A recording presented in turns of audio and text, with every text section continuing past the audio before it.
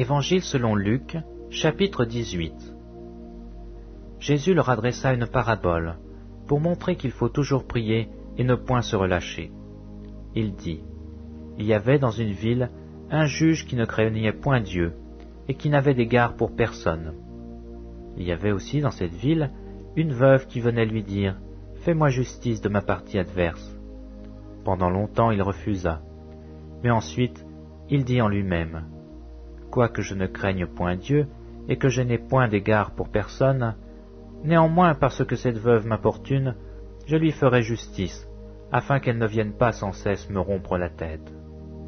Le Seigneur ajouta, entendez ce que je dis le juge inique.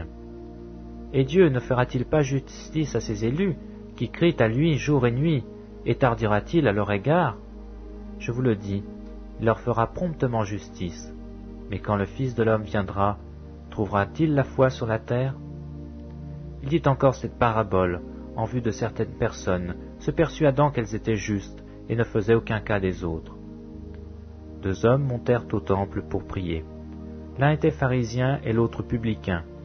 Le pharisien, debout, priait ainsi en lui-même. « Ô Dieu, je te rends grâce de que je ne suis pas comme le reste des hommes, qui sont ravisseurs, injustes, adultères ou même comme ce publicain. Je jeûne 2 fois la semaine, je donne la dîme de tous mes revenus. » Le publicain, se tenant à distance, n'osait même pas lever les yeux au ciel, mais il se frappait la poitrine en disant, « Ô Dieu, sois apaisé envers moi qui suis un pécheur. » Je vous le dis, celui-ci descendit dans sa maison justifié plutôt que l'autre. Car quiconque s'élève sera abaissé, et celui qui s'abaisse sera élevé. On lui amena aussi des petits enfants, afin qu'il les touchât. Mais les disciples, voyant cela, reprenaient ceux qui les amenaient. Et Jésus les appela et dit, « Laissez venir à moi les petits enfants, et ne les empêchez pas, car le royaume de Dieu est pour ceux qui leur ressemblent. Je vous le dis en vérité, quiconque ne recevra pas le royaume de Dieu comme un petit enfant n'y entrera point. » Un chef interrogea Jésus et dit, « Bon maître, que dois-je faire pour hériter la vie éternelle ?» Jésus lui répondit, « Pourquoi m'appelles-tu le bon? Il n'y a de bon que Dieu seul.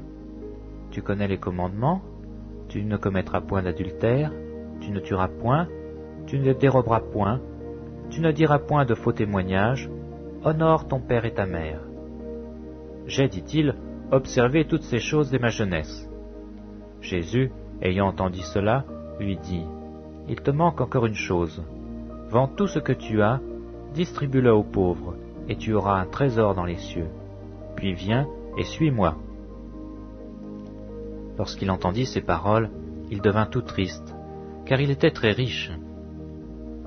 Jésus, voyant qu'il était devenu tout triste, dit, qu'il est difficile à ceux qui ont des richesses d'entrer dans le royaume de Dieu. Car il est plus facile à un chameau de passer par le trou d'une aiguille qu'à un riche d'entrer dans le royaume de Dieu. Ceux qui l'écoutaient dirent, « Et qui peut être sauvé ?» Jésus répondit, « Ce qui est impossible aux hommes est possible à Dieu. » Pierre dit alors, « Voici, nous avons tout quitté, et nous t'avons suivi. » Et Jésus leur dit, « Je vous le dis en vérité, il n'est personne qui ayant quitté à cause du royaume de Dieu sa maison ou sa femme, ou ses frères ou ses parents ou ses enfants, ne reçoive beaucoup plus dans ce siècle-ci et dans le siècle à venir la vie éternelle. »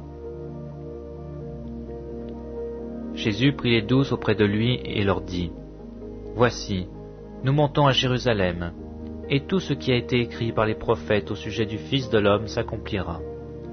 Car il sera livré aux païens, on se moquera de lui, on l'outragera, on crachera sur lui.